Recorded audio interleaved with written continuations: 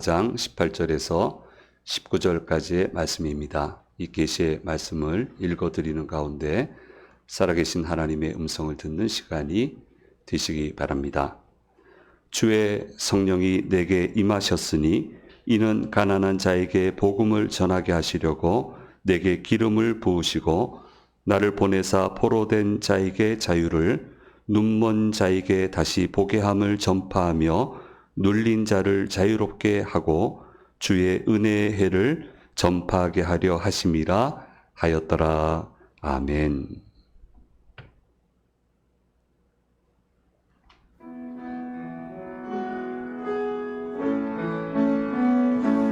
나의 힘이 되신 여호와여,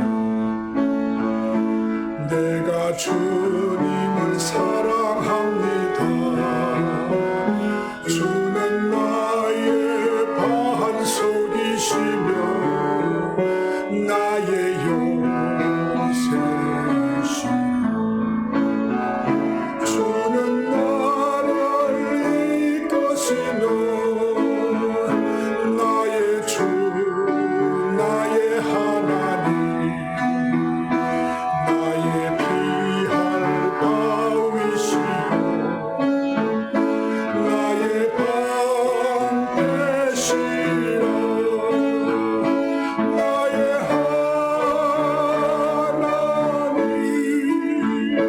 나의 하나님,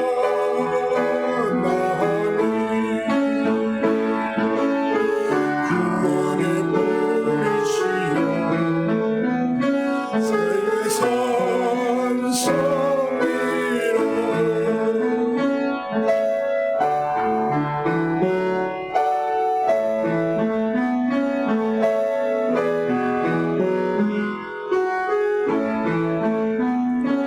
나의 생명이신 여호와여,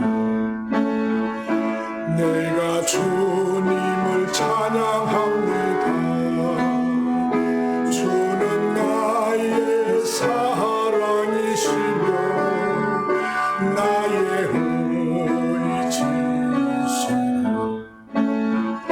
주는 나를 이끄시어 주의 길 인도하시며 나의 생의 목자 되시니 내가 따르리라. 나의 하나님, 나의 하나님, 생명의 멸류관으로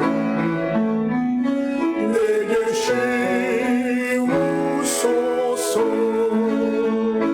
나의 하나님, 나의 하나님,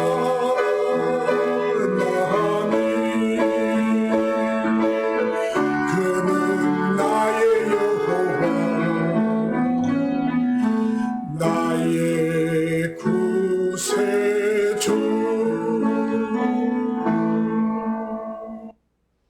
아멘. 예. 알리는 말씀 먼저 전해드리겠습니다.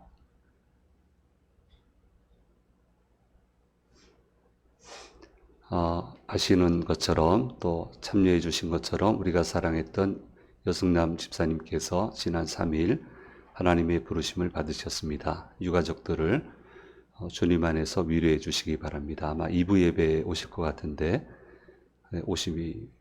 그렇게 오실 것 같습니다.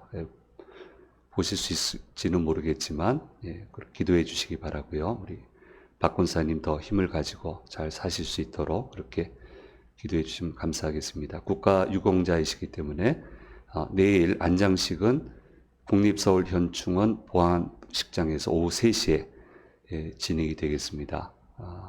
담임 목사님과 제가 이렇게 참석하도록 하겠고 혹 오기 원하시는 분은 시간에 맞춰 오시면 되겠습니다. 이미 광고 드린 대로 오늘부터 세대 통합 예배, 가족 공동체 예배를 드리게 되겠습니다. 주일 2부 예배여서 일부 예배 분들은 잘 체험을 하지 못하겠지만 부모님과 함께 혹은 장년들과 함께 주일 예배를 드리고 설교 직후에 해당 교육부서로 이동해서 주일학교 교육을 진행하겠고요. 좀 다소 소란스러울 수 있겠지만 또 넓게 생각하시고 부모의 신앙이 잘 전수가 돼야 됩니다. 대를 이어 역사가 일어나는 거예요. 그래서 좀 기도해 주시고 꼭 성공적으로 안착이 될 수 있도록 도와주시면 감사하겠습니다. 금일 3부 예배 후에 성탄 장식을 정리하겠습니다. 기부금 납입 증명서는 다음 주일부터 발급이 가능하겠습니다. 영유아부실의 박용구 집사님 가정에서 귀한 용품을 텀블링 뭐 뛰는 거 있잖아요. 예, 그거 아주 튼튼하고 트래플링인가 뭐 아무튼 튼튼하고 한 거를 아주 멋진 거를 기증을 해주셨습니다. 그래서 너무너무 감사합니다. 2024년도 새로운 직분자가 임명되시는데 여기에 대한 것을 제가 공표하도록 하겠습니다. 남전도회는 1, 2 남전도회로 바뀌게 되겠습니다. 그래서 1 남전도회는 기존의 남전도회 조직 그대로고 1 남전도회 조직이 전체 남전도회 조직이 되겠습니다. 2 남전도회는 59세 이하로 회장은 이종근 안수입사님, 총무는 진영국 안수입사님이 올해 수고하시게 되겠습니다. 재정부 부장은 김유란 장로님, 회계는 김춘수 권사님, 감사는 임준 장로님, 교육부 부장은 김명 권사님, 영유아부 부장은 김서영 집사님, 봉사부 부장은 변수미 권사님 되겠고, 여전도 회장님은 해외 체류 중이셔서 이제 금주에 돌아오시면 같이 의견을 교환하고 돌아오는 주일에 추가 임명토록 하겠고, 기타 직분자는 2023년과 동일하겠습니다. 또 열심히 봉사해 주시면 감사하겠습니다. 오늘 주회전에 오신 새해 첫 주일에 오신 분들을 환영하고 영상을 통해서 예배 참여하는 모든 분들에게 주께서 주시는 은혜가 함께 하시기를 간절히 소망합니다. 2024년도 첫 주일입니다. 올 한 해 하나님이 이렇게도 역사해 주셨구나. 너무너무 감사합니다. 이렇게 귀한 결실 거두게 되었습니다. 그렇게 고백할 수 있는 복된 한 해가 되시기를 간절히 소망합니다. 그래서 정신없이 우리가 한 해를 살아가야 될 텐데 연말에 가서 딱 보니까 내가 이렇게도 이루었나? 하나님이 이렇게 여기까지 오게 해주셨구나. 그렇게 한 분도 빠짐없이 이 하나님이 1년을 정말 이렇게 멋지게 인도하셨네. 그렇게 고백할 수 있는 그런 놀라운 축복의 역사도 함께 하시기를 간절히 소망합니다. 성경은 하나님을 곳곳에서 열심히 일하시는 분으로 증거를 하고 있습니다. 대표적으로 열심히 일하시는 모습을 성경 곳곳에 기록하고 있는데 시편 121편 4절과 8절에서는 이렇게 말씀을 기록하고 있습니다. 같이 읽겠습니다. 이스라엘을 지키시는 이는 졸지도 아니하시고 주무시지도 아니하시리로다. 8절 말씀. 여호와께서 너의 출입을 지금부터 영원까지 지키시리로다. 우리가 너무 잘 아는 말씀입니다. 이렇게 일하시겠다고 하십니다. 예수님도 마찬가지입니다. 예수님 초기 사역 때 역사가 일어나고 좋으니까 거기서 모인 무리들이 이게 피곤하게 딴 데 가지 마세요. 우리랑 지금 좋잖아요. 우리가 얼마나 좋습니까?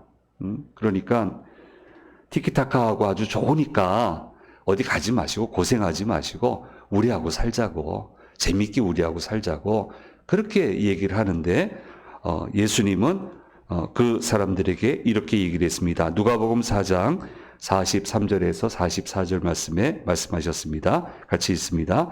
예수께서 이르시되 내가 다른 동네들에서도 하나님의 나라 복음을 전하여야 하리니 나는 이 일을 위해 보내심을 받았노라 하시고 갈릴리 여러 회당에서 전도하시더라 말씀하고 있습니다. 티키타카하고 같이 살자고 하는데 아니야, 난 할 일이 있어. 너희들하고 이렇게 있을 수 없고 내가 하나님의 일을 해야 되기 때문에 나는 가야 되겠다고. 그래서 정말 열심히 일하셨고, 그리고 지금도 일하고 계시고, 앞으로도 변함없이 일하시고 계실 것이라고 성경은 이야기하고 있습니다.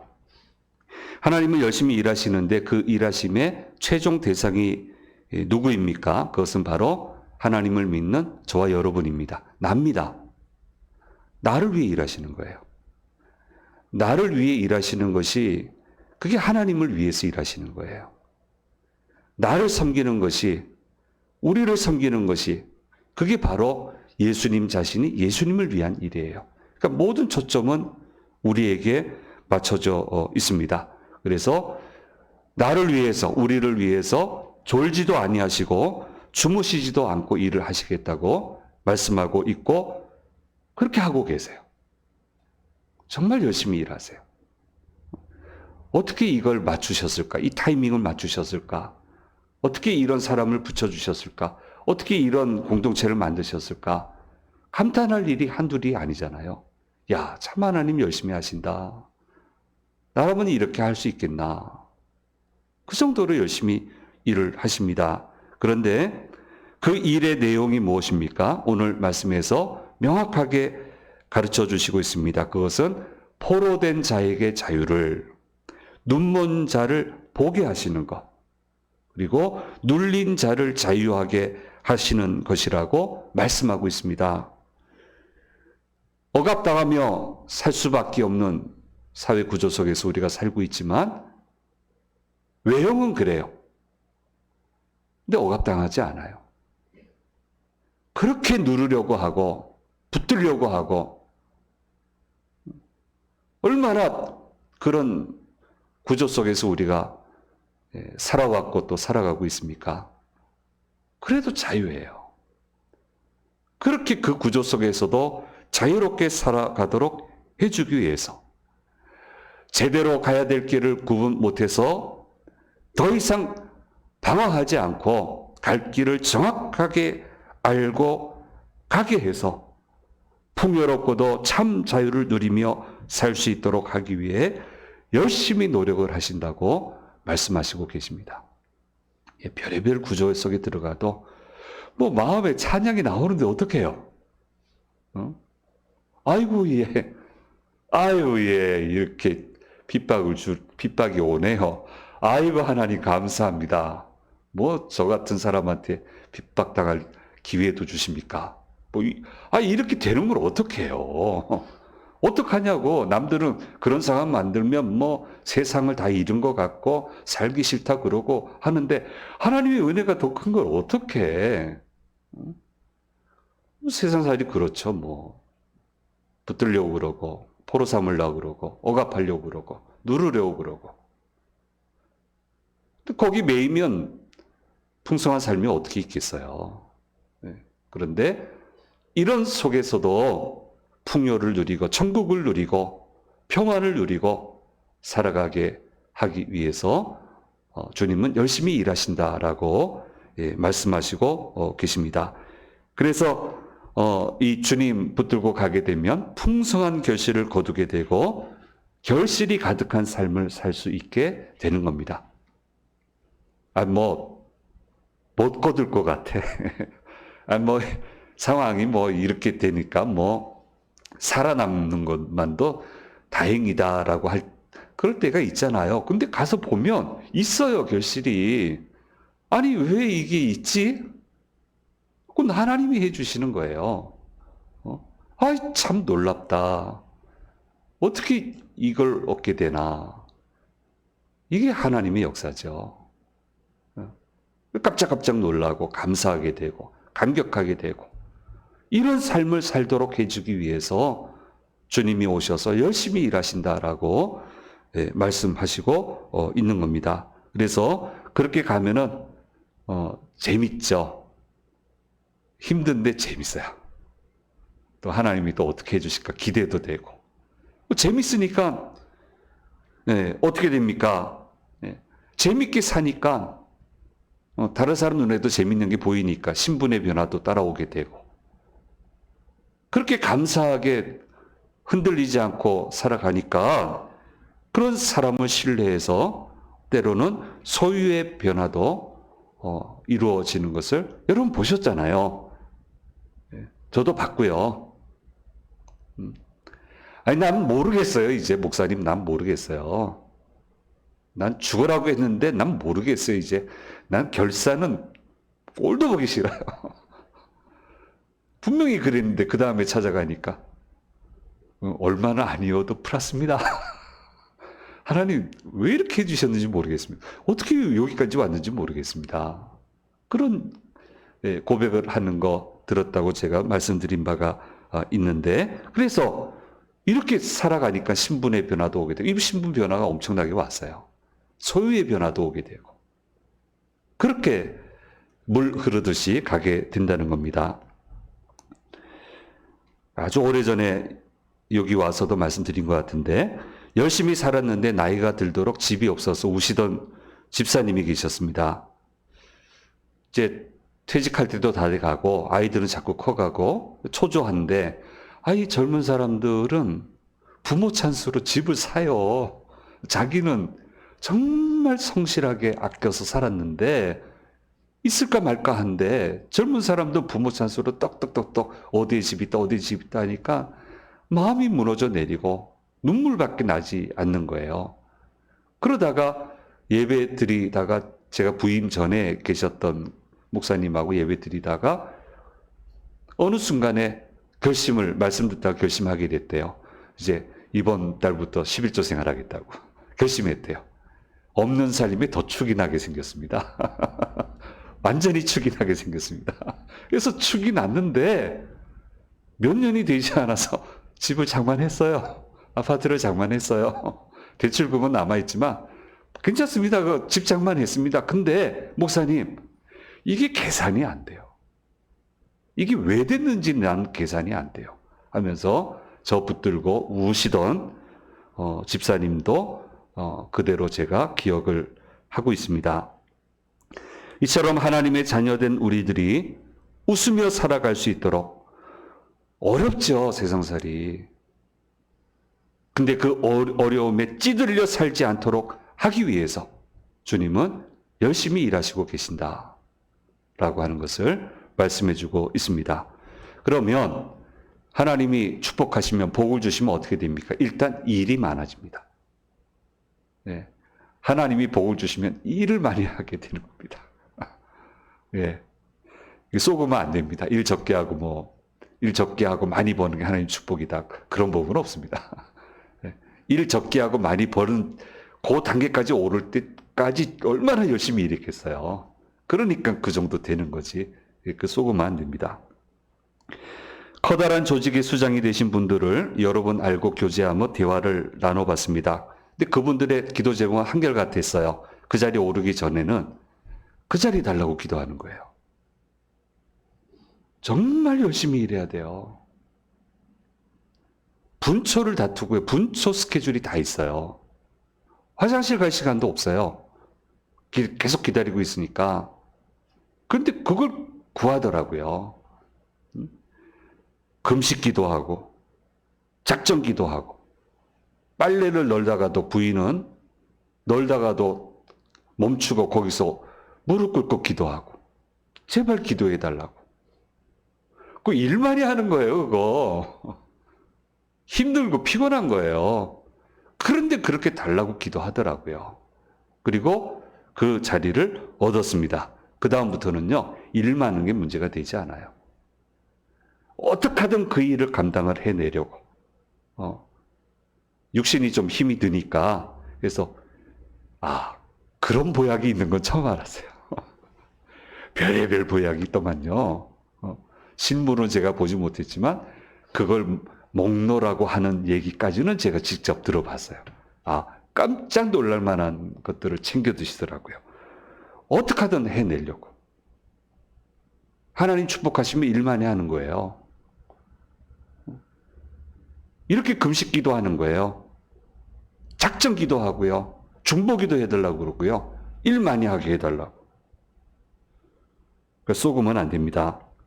그런데 워커홀릭 되는 게 아니고 우리는 일을 많이 하되 행복하게 제대로 해낼 수 있도록 간절히 기도해야 됩니다. 그리고 더 많은 일, 더 책임감 있고 무게감 있는 일, 그거 하게 되면 연봉도 올라가죠, 당연히. 근데 그건 아무한테나 주어지는 게 아닙니다. 역량이 있어야 돼요. 그래서 더 많고도 중요하고 소중한 일을 해낼 수 있는 그런 역량이 키워지는 한 해가 되게 해달라고 우리는 기도를 해야 됩니다. 그래서 여러분의 자녀들이 일 많이 하며 살게 되기를 간절히 소원합니다. 아멘 하시죠? 2부 때 아멘 할지 모르겠어요. 3부 때 아멘 할지 모르겠어요. 젊은 사람들이. 아무튼 많이 중요한 일을 정말 많이 하게 되기를 바랍니다. 그러면서도 주안점이 있어요. 많은 일을 하는데 주안점이 있어요. 그게 뭐냐면은 포로된 자에게 자유를. 그런 일과 행동을 해야 되고 어떤 일을 하든 간에 방향이 거기에 맞춰져 있어야 되고 눈먼 자에게 다시 보게 할 수 있는 일과 행동, 활동을 해야 되고 눌린 자들을 자유롭게 해주는 활동에 어느 누구든 더불어서 초점을 맞추어 일을 해 나가야 된다라고 말씀하고 있는 겁니다. 그러니까 행복하게. 아무리 어렵고 힘들어도 행복하게. 주님 붙들고 주님의 은혜로. 피한다고 되는 건 아니니까. 해내야 되는 거니까. 그렇게 해서 그렇게 주와 함께 해 나가면 행복하다니까요. 기쁘다니까요. 역사가 일어난다니까요. 그래서 그것을 우리가 그 방향을 딱 맞춰놓고 어느 길을 가든 어느 누구와 함께 가든 그런 삶을 만들어 가야 한다고 말씀하시고 계십니다. 그러면 그렇게 되기 위해서 어떻게 해야 됩니까? 첫째로 일단 내가 예수님을 만나야 됩니다. 오늘 말씀에 주의 성령이 내게 임하셨으니 라고 말씀하고 있습니다. 예수님이 일을 하심으로 말미암아 이 모든 것이 이루어지게 된다. 주의 성령이 임하심으로. 예수님을 만나야죠. 교회를 오래 나와도 예수님 만나지 못하는 사람이 있고 정직한 분은 솔직하게 그런 이야기를 고백하는 분들도 봤습니다. 진정 예수님을 만나야 이게 가능한 일이에요. 진정 거듭나야 되는 거예요. 예수님을 만나면 그때부터 이상하게 자유가 찾아오게 되고 멀리 보게 되고 침착하게 되고 어떤 상황에서도 흔들리지 않게 되고 뭐 어려우면 기도하면 되니까 어떤 상황에도 눌리지 않고 참 자유자의 삶을 살아갈 수 있게 되는 것입니다. 그래서 주님은 열심히 다니셨습니다. 주님을 사람들이 만날 수 있도록 하기 위해서 열심히 티키타카 하면서 여기서 같이 살자고 해도 그거 마다하시고 열심히 다니시면서 나를 만나라고, 내 이야기를 들으라고, 나를 영접하라고, 새로운 삶을 살라고, 멋진 삶을 살라고, 눌려 살지 말라고, 아무리 눌리는 구조 속에 있어도 그런 삶을 살지 말라고 그렇게 말씀하고 있습니다. 그래서 이처럼 주님을 사람들이 성공적으로 만나게 하기 위해서 하시고 싶은 일이 많으세요. 주님은 하시고 싶은 일이 많으세요. 그 주님의 마음을 제대로 헤아리고 주의 뜻하신 바를 제대로 펼쳐낼 수 있는 교회를 주님은 사랑하시고 그런 교회에 더더욱 은혜를 베풀어 주시는 겁니다. 그래서 올 한 해 주심재단을 통해서 주심재단에 오는 분들에게 다가가기 위해서 하시고 싶은 일 많으실 텐데 그걸 정확하게 잘 찾아내고 이렇게 하기 원한다 하는 것은 어떻게 하든 해내는 데 성공하는 그런 교회 되기 원하고요. 이게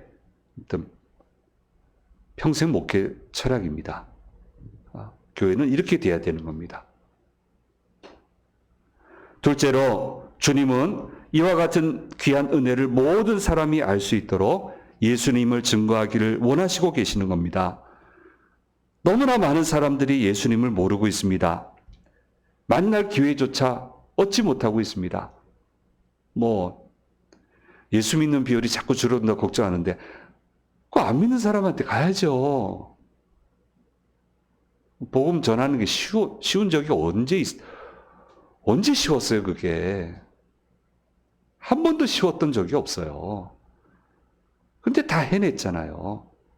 하라고 좀. 내가 너희를 세우지 않았냐고. 너에게 힘을 주지 않았냐고. 그러니까 가서 이 사람들도 예수 나를 만나야 될 거 아니냐. 그러니 이 사람들에게 좀 가주면 좋겠다. 온갖 나쁜 것들이 이 사람들이 주님께로 오는 길을 다 막아버리고 있잖아요. 아주 교묘하게.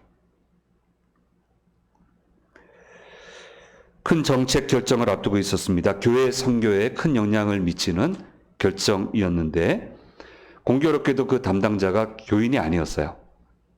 타종교인이었어요.